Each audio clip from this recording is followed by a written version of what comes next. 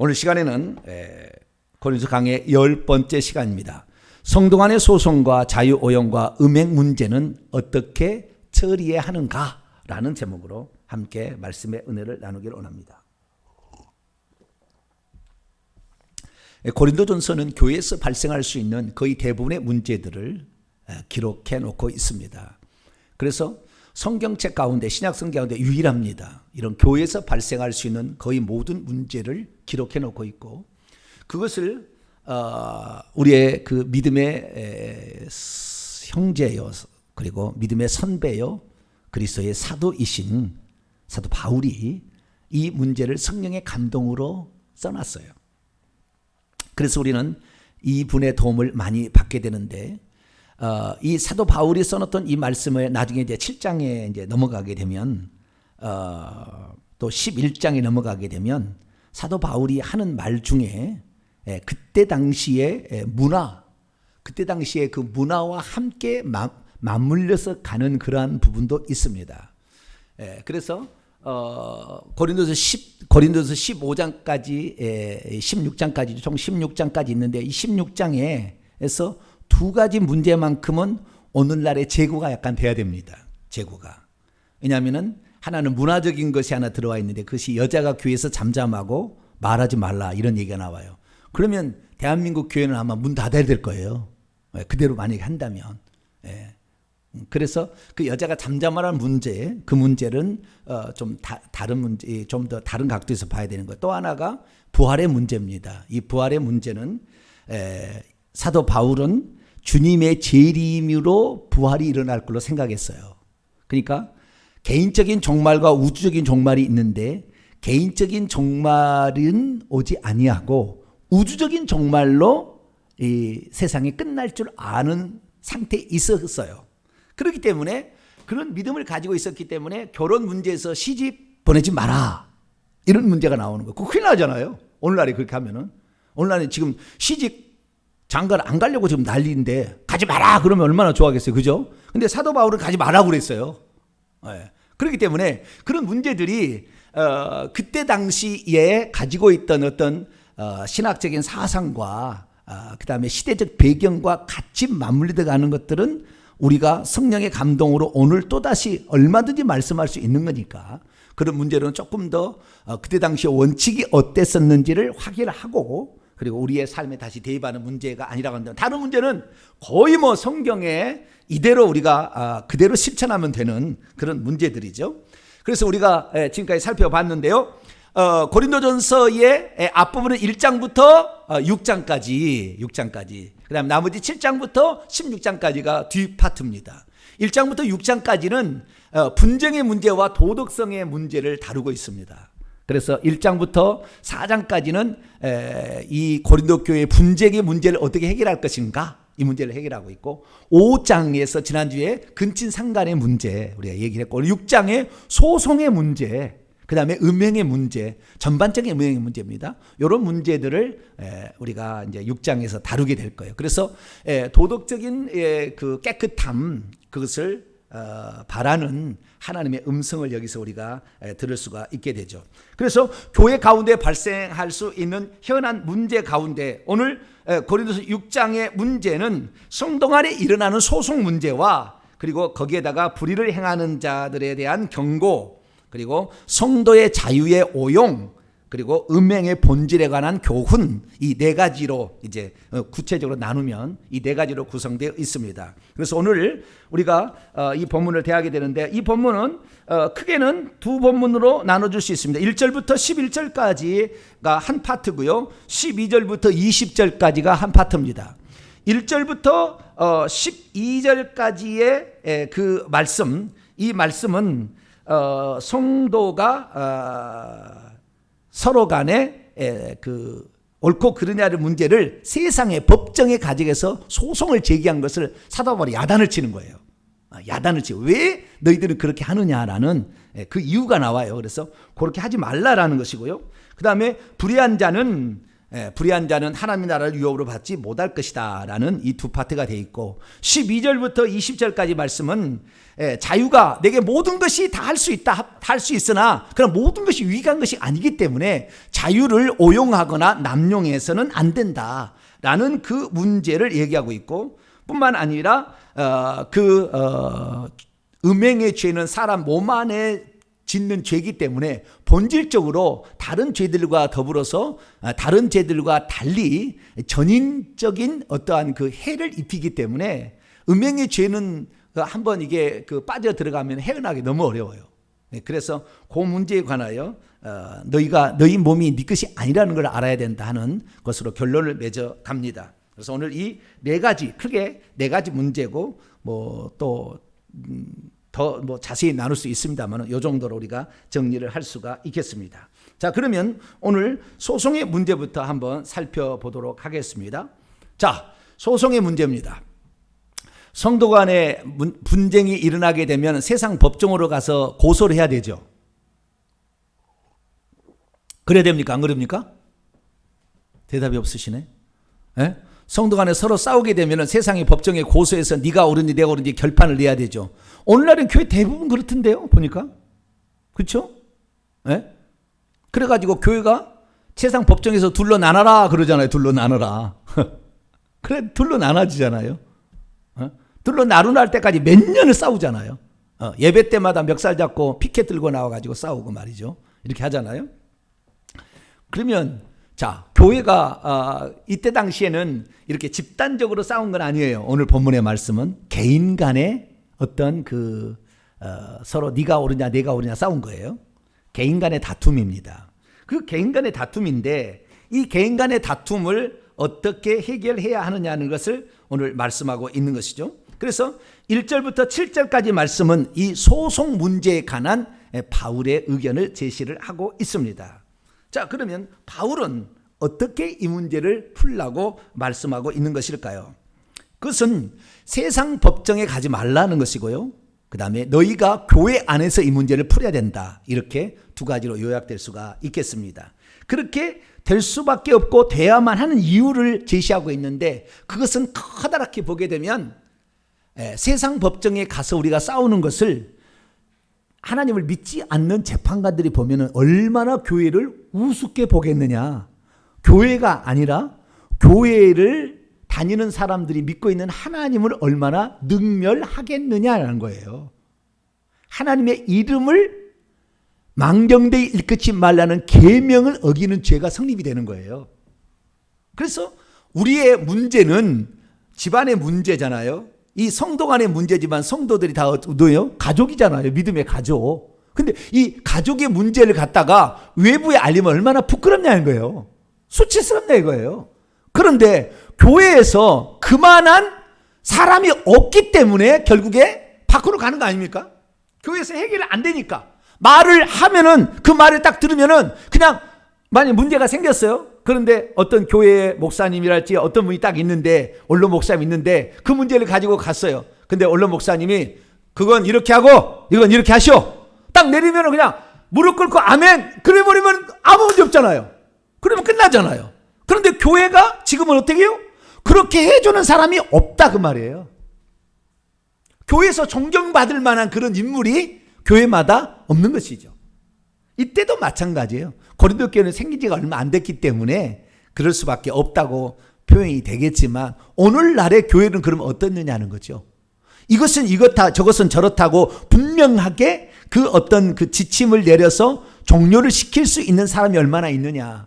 사도 바울은 그 고린도 교회가 지네들은 지식이 충만하고 언변이 많고 은사가 많고 뭐 지혜롭다고 자랑을 그렇게 하는데 문제 하나 발생할 때는 자기들끼리 해결 아니하고 믿지 않는 사람 같아서 서로 다투고 싸워가지고 하나님의 이름에 먹칠을 하고 있다고 엄히 책망을 하는 거예요. 엄히 책망하는 그따 일을 너희들이 해서 과연 내가 교회라고 하겠느냐 이거예요.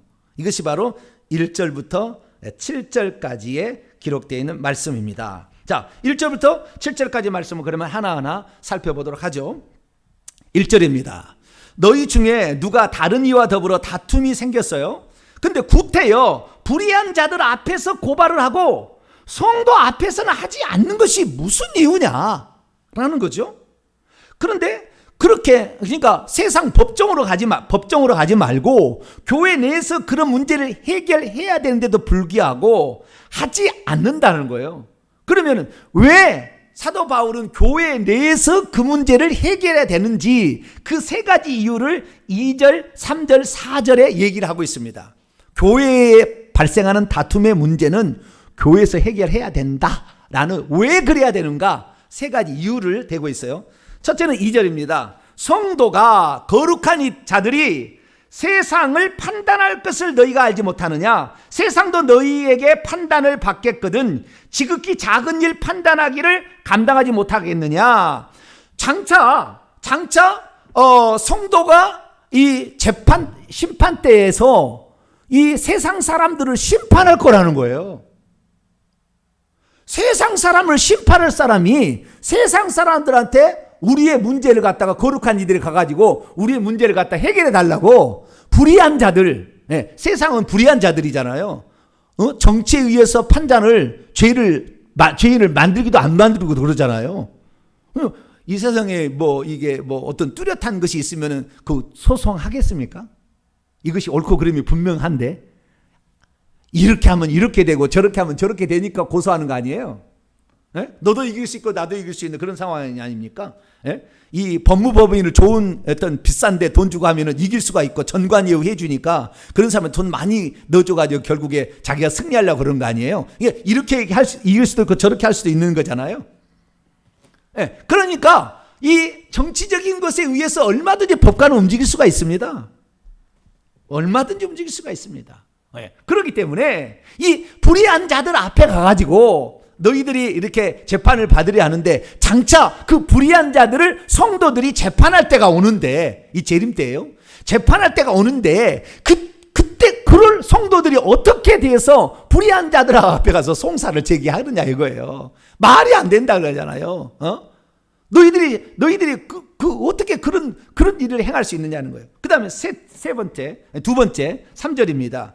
우리가 천사도 판단할 것을 너희가 알지 못하느냐? 그러하거든 하물며 세상, 우리가 천사들도 천사는 인간보다 훨씬 더 능력이 있고 지혜롭잖아요.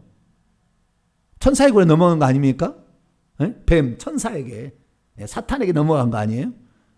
지혜롭고 총명하고 인간보다 뛰어나고. 그런데 나중에 천사도 잘못한 것을 우리 사람들이, 거룩한 성도들이 판단하게 될 수 있는 그런 존재들인데 하물며 세상 법정에 가려고 하느냐 이거예요. 그 다음에 4절입니다. 세 번째 이유. 그런즉 너희가 세상 사건이 있을 때에 교회에서 경히 여김을 받는 자들을 세우느냐. 경히 여김을 멸시 받는 자들이에요. 세상 사건이 있을 때, 세상 사건이나 일상생활에서 일어나는 사건을, 근데 여기는 번역을 그렇게 했습니다. 생활 속에 일어나는 이런 자질구레한 사건을 교회 안에서 경히 여김을 받을 자들, 그러니까 세상 법정에 이런 사람들에게 부탁을 하느냐, 이렇게 얘기를 하므로 사도 바울은 그것이 부끄러운 일이다. 그래서요 5절 6절 7절을 보세요. 내가 너희를 부끄럽게 하려고 이 말을 한다. 지금 내가 너희를 부끄럽게 하려고. 부끄럽지 않느냐? 얼마나 부끄럽냐? 너희 가운데 그 형제간의 일을 판단할 만한 지혜로운 자가 이 교회는 없다는 말이냐? 없다는 말이냐? 6절. 형제가 형제로 더불어 고발할 뿐더러 믿지 아니한다. 형제가 형제를 고발할 뿐더러 믿지 아니한들 앞에서 어떻게 이렇게 할 수가 있느냐? 7절. 너희가 피차 고발함으로 너희 가운데 이미 뚜렷다는 문제. 너희가 피차 고발하는 거 보니까 너희들은 이미 하나님께 봤을 때 피차 고발해서 남을 물어뜯기 위해서 이렇게 하는 것은 형제를 사랑함이 없는 것이고, 그런 것은 사단 마귀의 증거야. 이미 너는 증거야. 그 고발을 했다면. 왜? 너는 형제를 미워하고 있잖아 현재. 너는 이미 증거다. 패배한 거다. 여기에 허물이라보다는 패배가 많아요. 패배가 이미 확실한 패배가 있는 것인데 차라리 불의를 당하는 것이 낫지 아니하고 차라리 속는 것이 더 낫지 않느냐. 네가 그럴 일이 있다고 한다면, 소송을 하고 둘이 한다고 하면 차라리 네가 불의를 당해버리고 네가 차라리 빼앗겨버리고 그런 게 낫지. 그걸 이겨보겠다고 그렇게 싸우는데 그 교회에서 안 돼서 예수 믿지 않는 사람까지 가가지고 그 더러운 얘기를 이 사람은 이런 죄를 범했다고 이런 거짓말, 그래서 막 거짓말로 자기 해가지고 이렇게 해서 되겠느냐. 그러면서 8절, 너희는 불의를 행하고 속이고 있다. 그런데 지금 네가 싸우고 있는 그 사람은 너의 형제다. 이렇게 지금 말을 하고 있어요. 그래서 8절까지요. 8절까지. 여기까지 8절을 뒤다 넣기도 앞에 넣기도 하는데 어쨌든 8절까지 보도록 합니다. 이렇게 해서 1절부터 8절까지 말씀인데요. 자, 원문을 제가 직역한 것을 가져왔으니까 원문을 읽어보면 그렇게 어려운 말은 없어요. 이해가 지금 다 되죠. 몇 가지 중요한 사항 좀 더 살펴보겠습니다. 강론에 들어가서. 자, 1절부터 8절까지 말씀을 다시 한번 우리가 원문을 직역한 것으로 봄으로써 본문의 뜻을 더 정확히 한번 찾아보도록 합니다. 시작. 너희 중에 누가 다른 이들을 향하여 소송 다툼을 가지고 있는데 구태여 불의한 자들 앞에서 판단 심판받고 있느냐? 성도들 앞에서 판단 심판하지 아니하고 혹은 성도들이 세상을 장차 심판할 것을 너희가 알아온 채 있지 아니하느냐? 그리하여 만일 너희 세상도 너희들 안에서 심판을 받는다면 가장 보잘것없는 것들을 심판하는 것을 감당하지 못하느냐? 우리가 장차 천사들을 심판할 것을 너희가 알아온 채 있지 아니하냐? 그러하거든 하물며 생활적인 것들을 심판하지 못하겠느냐? 그런즉 만일 너희가 참으로 생활적인 것들에 대한 심판들을 계속 가진다면 너희는 교회 안에서 멸시받은 채 있는 이런 자들을 재판반으로 앉게 하느냐? 내가 너희에게 부끄럽게 하려고 말한다. 이와 같이 너희 안에서 자기의 형제 사이의 일을 단판에 심판할 수 있는 바 지혜로운 이가 아무도 있지 아니한단 말이냐. 오히려 형제와 더불어 심판받고 있으며 그리고 그것도 불의한 자들 불신자들 앞에서 심판받고 있느냐. 그러므로 참으로 너희가 너희 자신과 더불어 판결들을 가지고 있기 때문에 너희에게 이미 완전한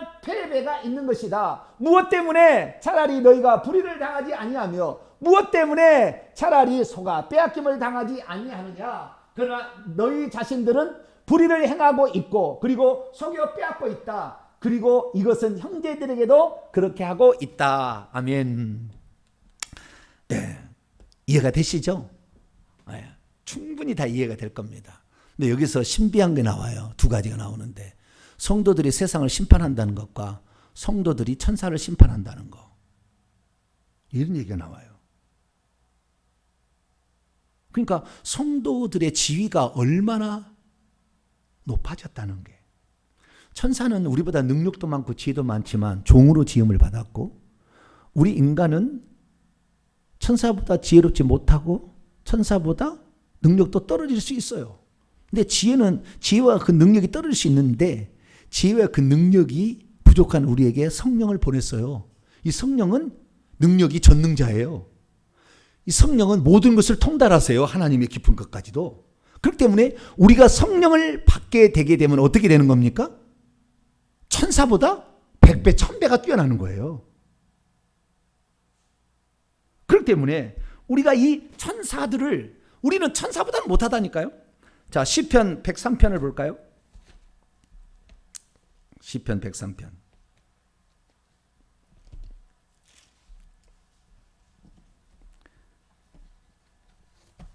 시편 103편 20절에서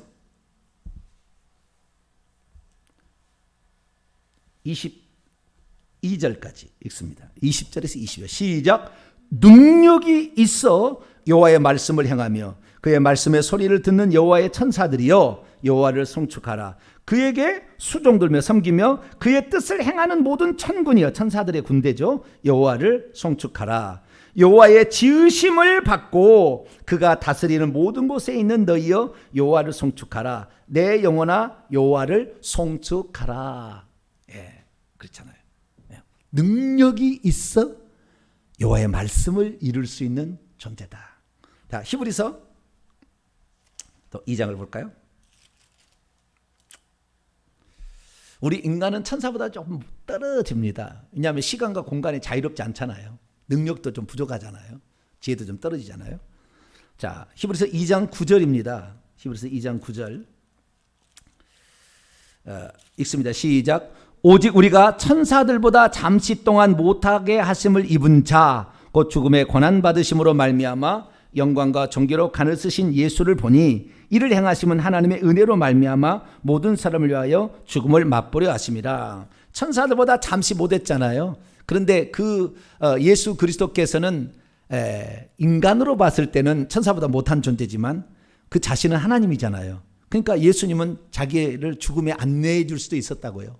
그런데 요한복음 10장에 보면은 내가 스스로 나는 이 목숨을 스스로 내놓는다, 버린다 그랬다고요. 이것은 주님으로부터 하나님으로부터 받은 것, 아버지로부터 받은 것인데 나는 목숨을 얻기 위하여 내 스스로 내놓는다 이렇게 얘기를 하고 있습니다. 그래서 주님께서 내놓았기 때문에 마귀가 그렇게 천사가 이겨서 결국에 죽는 거 아니에요. 네.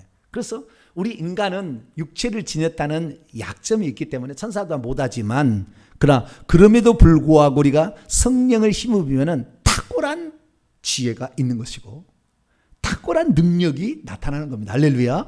예, 그렇게 나타나는 거예요. 엄청난 능력이 나타나는 겁니다. 그래서 나중에 타락해서 하나님을 배반하는 천사들을 심판할 수가 있어요. 우리가 심판합니다. 그래서 무적행이 집어넣는 일에 우리가 사용된다고 말하고 있고요. 뿐만 아니라 세상 사람들을 또 심판한다고 그러잖아요. 세상 사람들을. 예수님의 12제자는 이스라엘을 심판한다고 돼 있어요. 자, 마태복음 19장을 볼까요?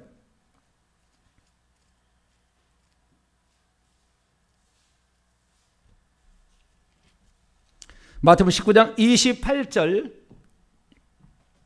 29절까지 28절에서 29절 읽습니다. 시작. 예수께서 이르시되 진실로 내가 너희에게 이르노니 세상이 새롭게 되어 인자가 자기 영광의 보좌에 앉을 때에 나를 따르는 너희도 12 보좌에 앉아 이스라엘의 12지파를 심판하리라. 또 내 이름을 위하여 집이나 형제나 자매나 부모나 자식이나 전토를 벌인 자는 여러 배를 받고 또 영생을 상속하리라. 근데 우리가 심판한다고 해서 그를 천국과 지옥에 보내 심판하는 게 아니고 어떤 배심원이라고 할까요?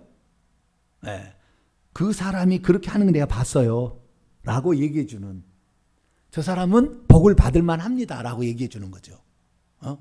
내가 그 사람은 이렇게 봤더니 이렇게 합니다. 어떤 것은 또 책망도 할 거예요. 책망도. 그래서 마지막 때에 니느웨 사람들이 일어나서 이 세대를 책망한다고 그러잖아요. 그때 우리는 요나의 전도를 듣고도 회개했지만 이 사람도 회개 안 했어요. 이렇게 얘기한다는 거잖아요. 그래서 어떤 증인들처럼 이렇게 옆에 하는 것이지 우리가 무슨 천국 보내 지옥 보낸 게 아니에요. 그건 하나님이 하실 일이고 보좌에 앉아서 하나님이 하시는 일이고 우리는 단지 그 사실이 그때 그랬었다고, 내가 그때 봤다고, 그때 그런 일 했었다고 라고 얘기해 주는 어떤 그런 일에 동참을 하게 되는 것이죠. 그래서 결국에 상을 얻는데 합당하다, 벌을 받는데 당연하다, 이 얘기를 그때 해주는 거예요. 우리 성도들이. 아시겠죠? 그래서 상을 받기 합당하다, 벌을 받기 합당하다, 이런 얘기들을 해주는 것이죠. 그래서 요한계시록 또 20장 4절부터 열어볼까요? 요한계시록 20장 4절.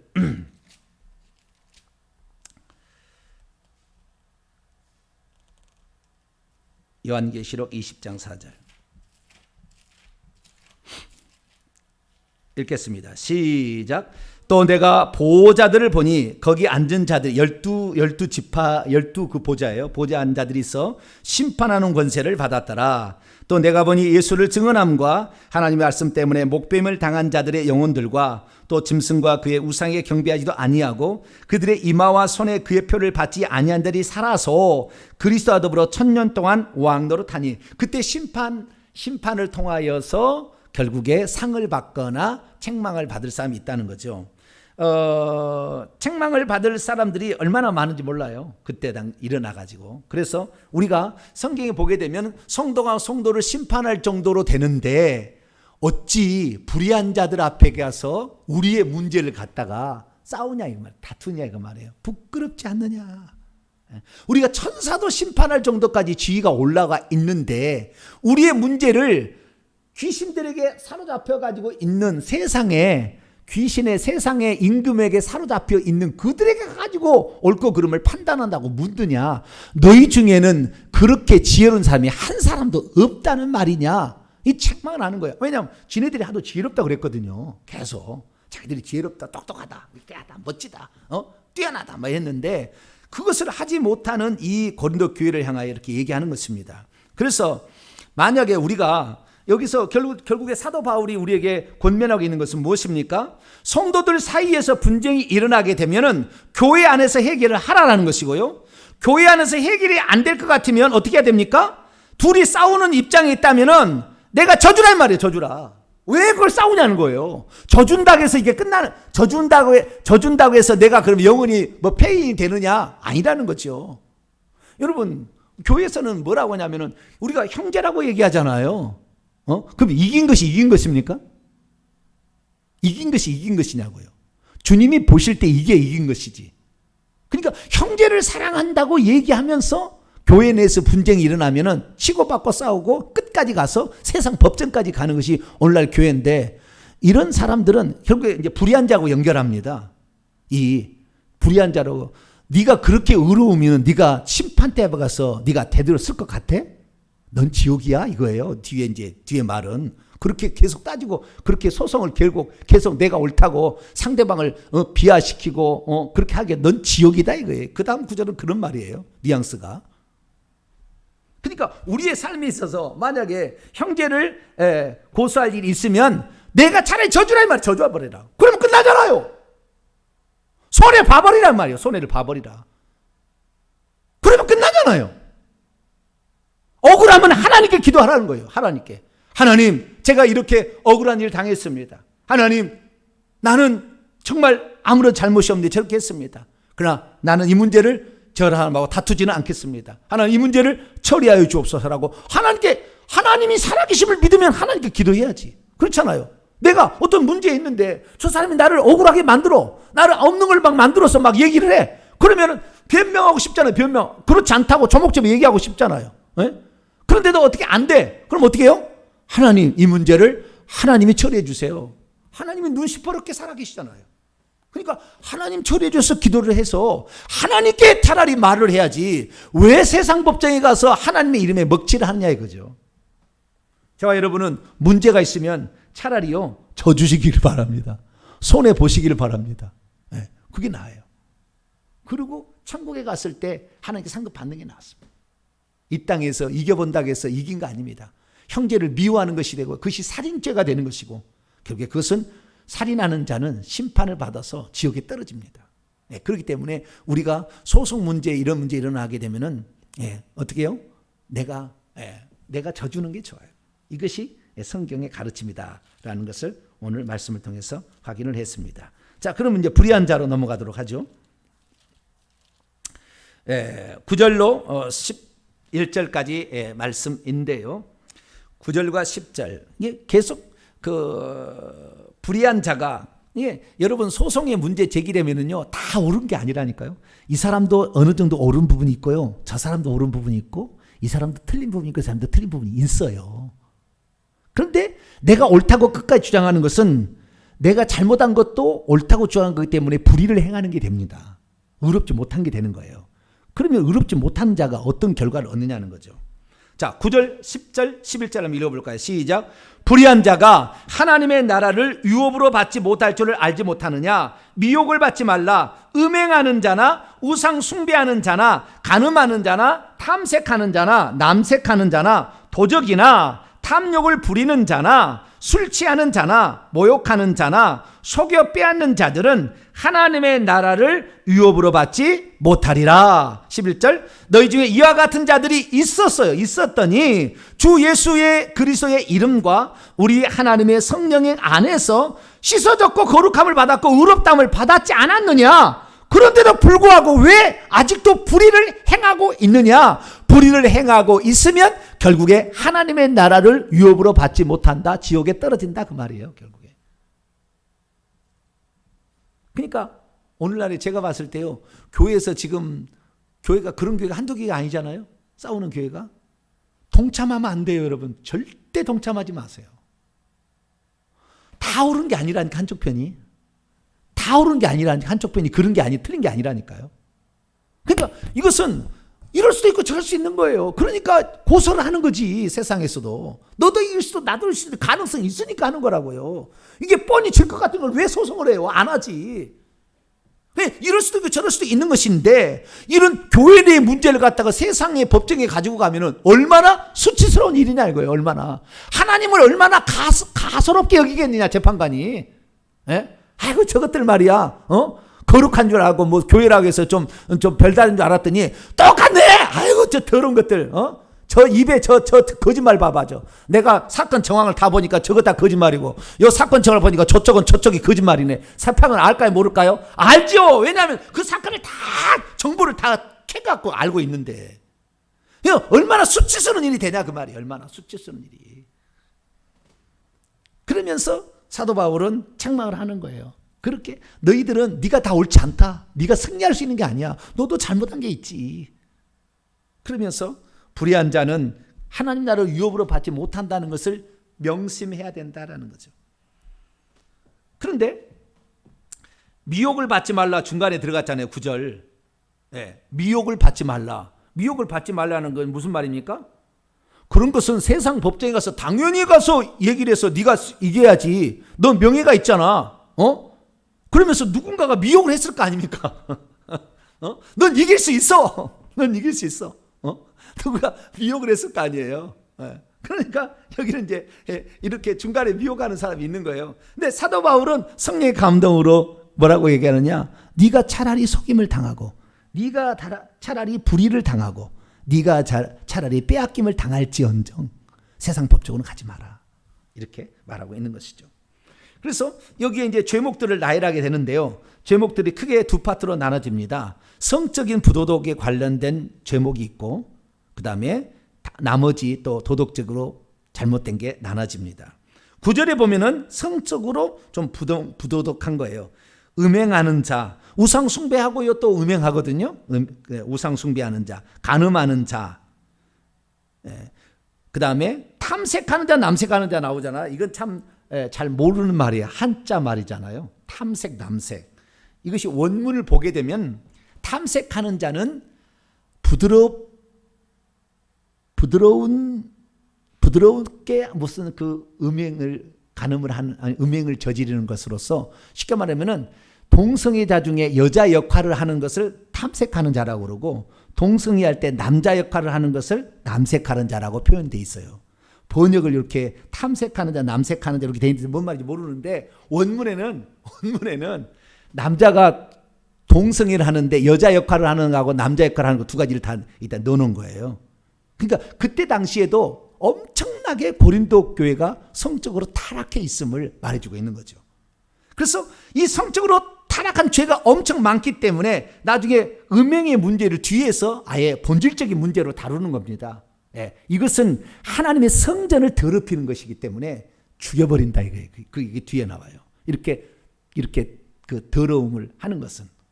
그래서 요 성적인 부도덕이 있고요. 그 다음에 10절이라는 것은 도적이나 도둑질, 탐욕, 욕심 부리는 거죠. 술 취하는 거, 물론 술 중독되는 거죠. 그 다음에 모욕하는 거, 인격을 모독하는 것입니다. 속여 빼앗는 거, 잡아챈다는 말인데요. 약탈한다는 겁니다. 강탈한다는 거예요. 막 지가 힘있고 권력 있다고 강탈하는 것은 하나님의 나라를 장차 상속받지 못하게 될 것이다. 그런데 너희들 생각해봐라. 11절. 너희들이 과거에는 이렇게 살아왔다. 너희들 중에서도 그런 자들이 있었다. 그런데 너희들이 예수 그리스도를 믿어서 그분의 이름과 성령 안에서 씻어졌고 거룩하게 되었고 의롭다 하심을 받았는데도 불구하고 어떻게 그런 삶을 살 수가 있느냐라고 책망을 하고 있는 것이죠.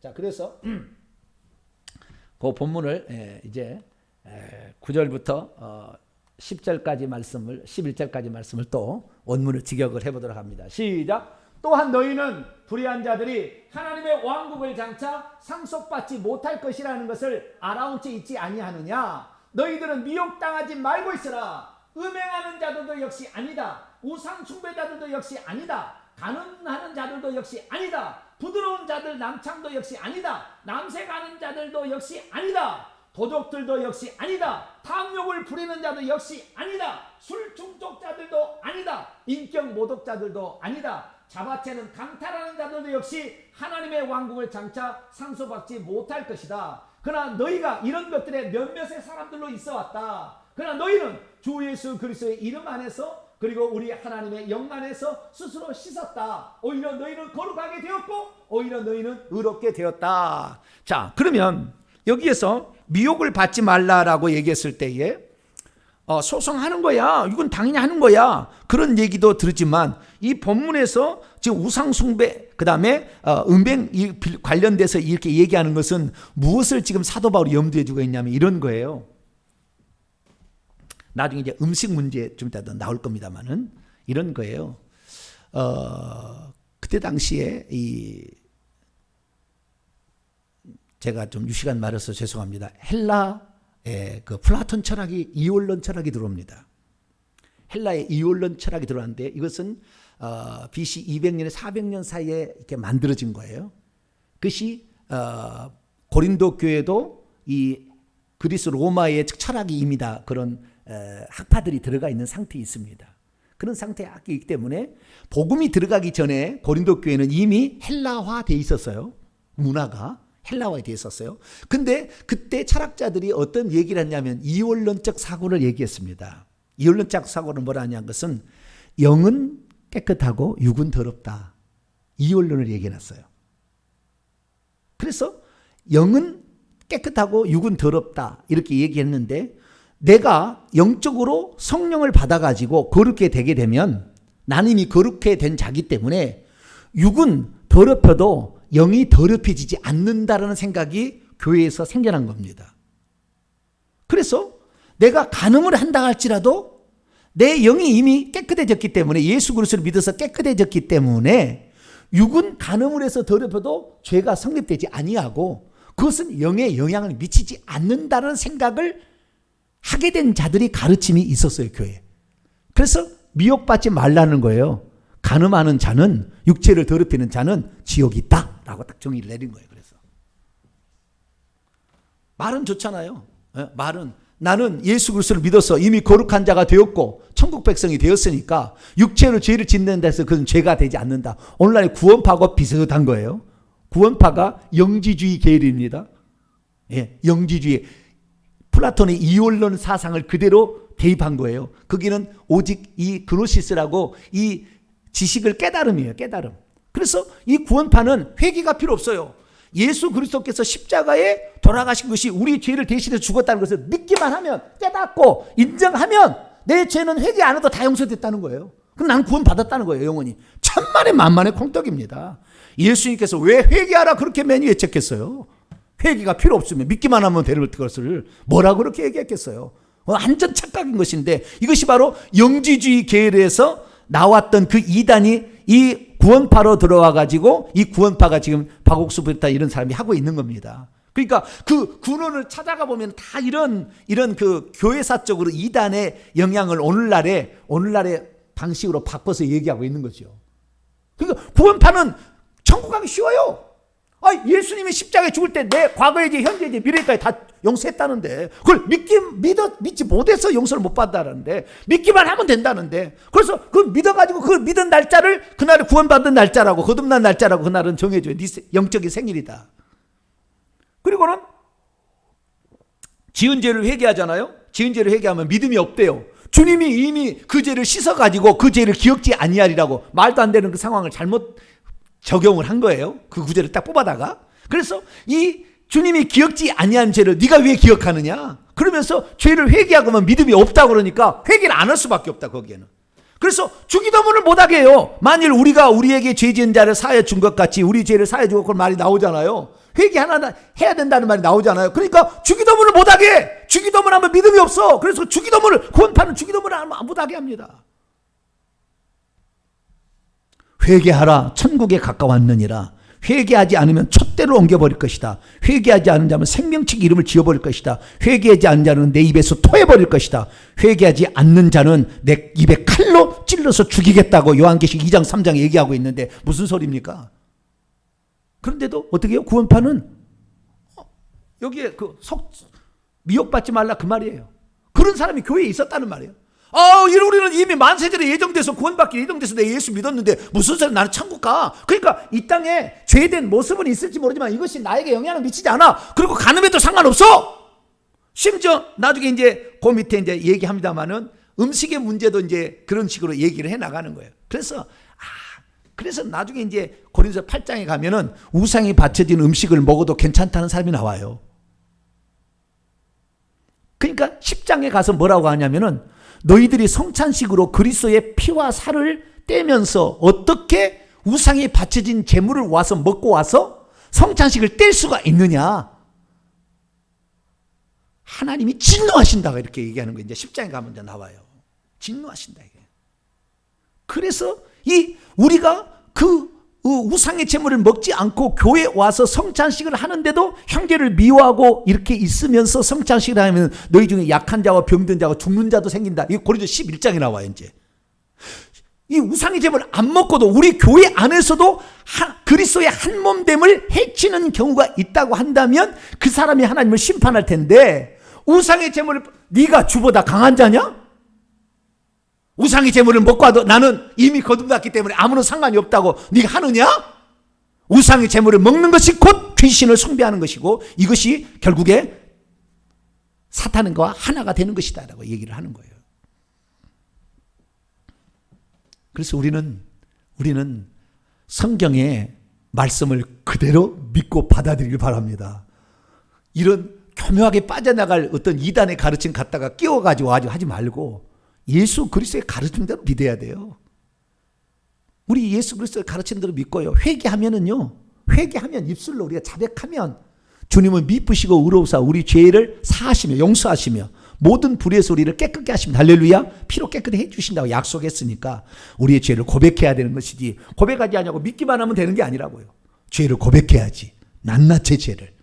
조상들이 지은 죄 있다면은, 예를 들어서 이 우상숭배제 조상신을 제사를 했다. 그러고 난다면은 제가 오늘 주일날도 내가 얘기했습니다만은, 죄를 한 번만 했겠어요? 1년에 제사를 보통 12번 드린답니다. 장소는 집안은 12번. 장손이 아닌 집안은 최소한 4번, 6번은 지내고요.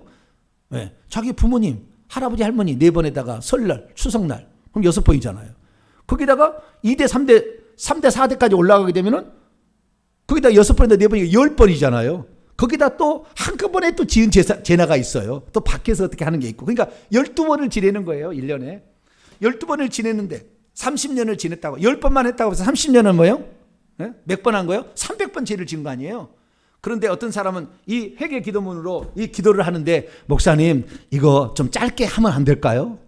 한 번 하면 다 용서되는 게 아니냐고. 한 번 읽으면 다 용서되는 줄 알아요? 이거 한 번 읽어버리면 그냥 우상숭배죄가 다 죄 지을 때마다 그 귀신이 하나씩 들어왔거든요. 300개가 하나씩 들어왔다고 보면은 300개가 들어왔는데 그 귀신이 그 죄를 고백할 때마다 한 개씩 나가는 것이지, 내가 한 번 고백했다고 300개의 귀신이 한꺼번에 나가는 게 아니라 그 말이에요.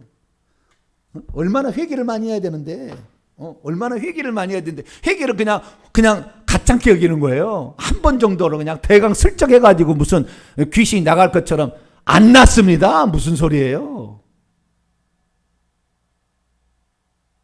정말 지극정성으로 회개해야 되는 거예요. 시간 내서 잡아서 죽기 살기를 해야 되는 것이 회개인 것이지, 아이고 한 번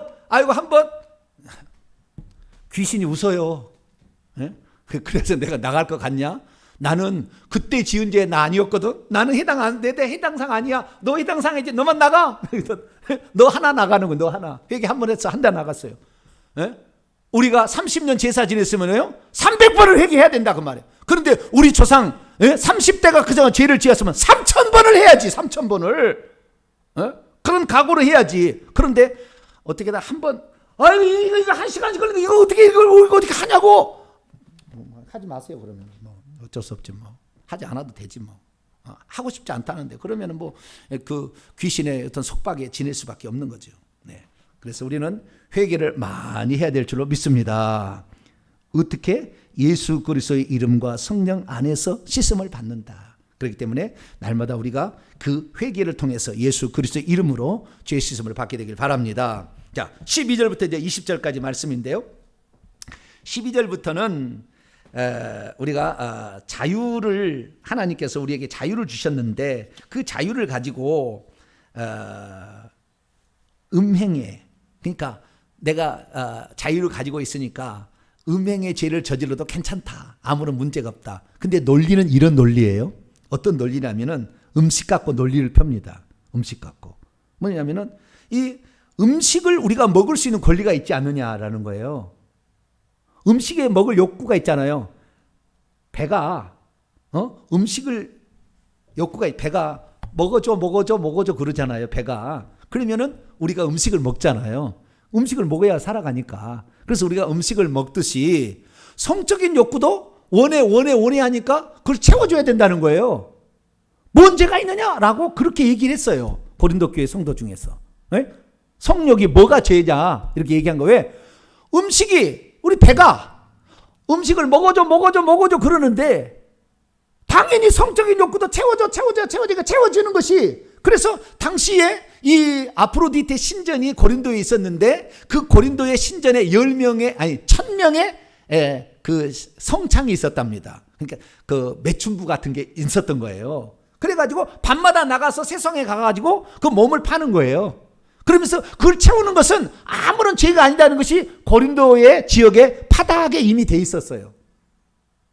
그러니까 미혹받지 말라는 얘기는 뭐냐면은 그런 논리로 이제 들어온다는 거예요. 들어오게 되면 속아 넘어갈 거라는 거예요.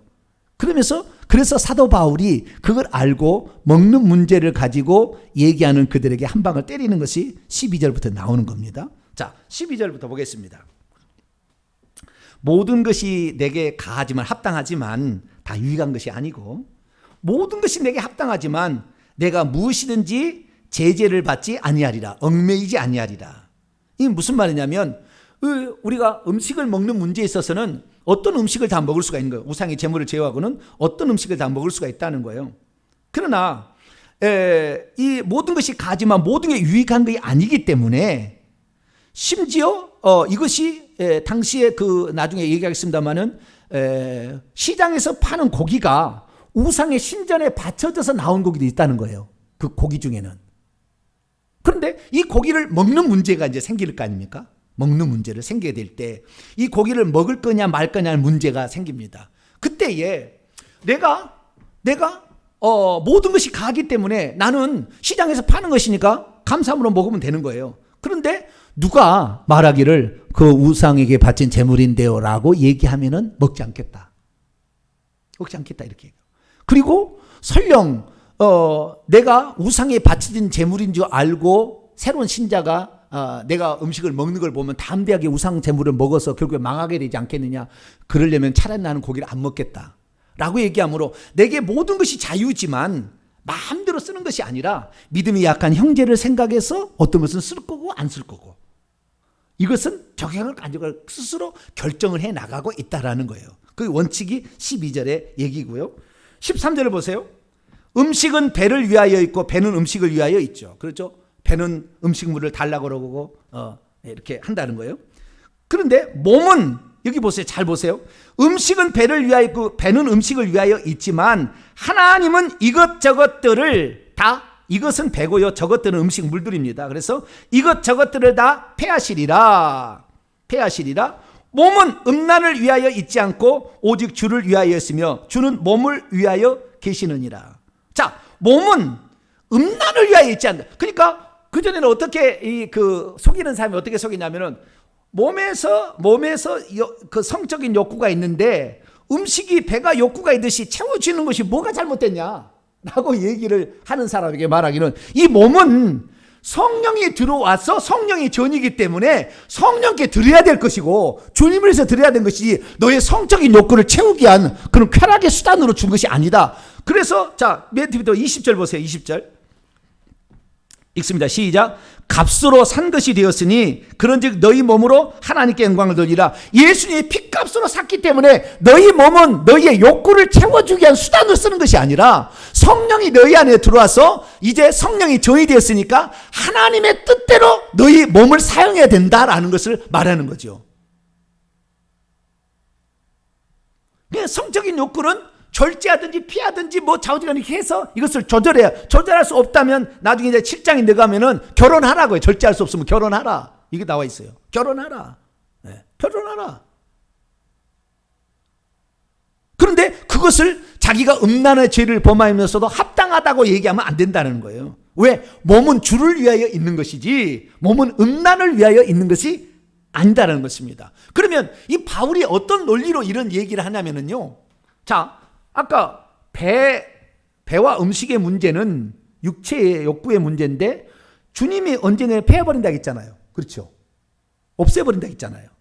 그러니까 없어지는데 우리의 몸은 어떻게 쓰느냐에 따라서 이 전인격적인, 그러니까 내 몸이 영과 어떤 그 전인격적으로 결합되어 있습니다. 그렇기 때문에 부활 때에 우리가 얼마나 영광스러운 몸으로 바뀔 것인가. 이 몸이 바뀌질 않아요. 이 몸은 흙이니까 흙에서 왔을 가지만은 이 몸이 어떻게 내가 쓰느냐에 따라서 이 몸이 영광스러운 부활처럼 만드는데, 이제 고린도 15장에 나옵니다. 내 몸이 어떤 사람은 별의 영광, 어떤 사람은 달의 영광, 어떤 사람은 해의 영광으로 변할 거라는 거예요. 이 몸이. 그런데 그 몸을 어떻게 썼느냐에 따라서 결국에 영광의 영광체가 다르게 될 것인데, 네 몸을 쾌락을 위해서 음란을 썼으면은 네가 과연 영광스럽게 되겠느냐?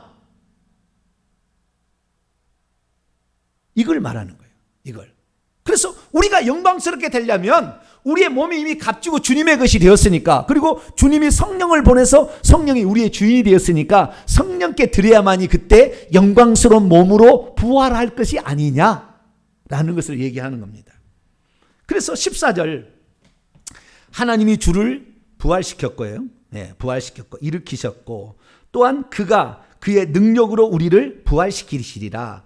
너희 몸이 그리스도의 지체인 줄 알지 못하느냐? 내가 그리스도의 지체를 가지고 장녀의 지체를 만들겠느냐? 결코 그럴 수 없느니라. 장녀와 결합하는 자는 그와 한 몸이 되는 것인데, 이 몸이 장차 우리가 부활할 것으로 바뀌는 기본적인 바탕을 이루게 되는데, 이 몸을 장녀와 합쳐가지고 더럽힌 것이 과연 영광스럽게 변하겠느냐?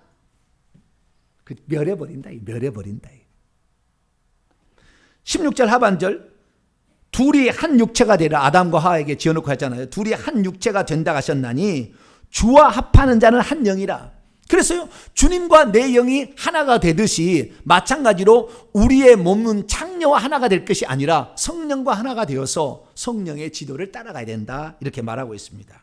18절 19절 읽습니다. 시작. 음행을 피하라. 사람이 범하는 죄마다 몸 밖에 있거니와 음행하는 자는 자기 몸 안에 죄를 범하느니라. 너희 몸은 너희가 하나님께로부터 받은 바 너희 가운데 계신 성령의 전인 줄 알지 못하느냐? 너희는 너희 자신의 것이 아니라. 그래서 음행을 피해야 될 이유는 뭐냐? 음행은 우리 몸 안에 죄를 범하기 때문에 전인격적인 피해를 줍니다. 제가 영적인 이야기를 조금 더 들려드리겠습니다. 영적인 얘기를 들려드릴게요.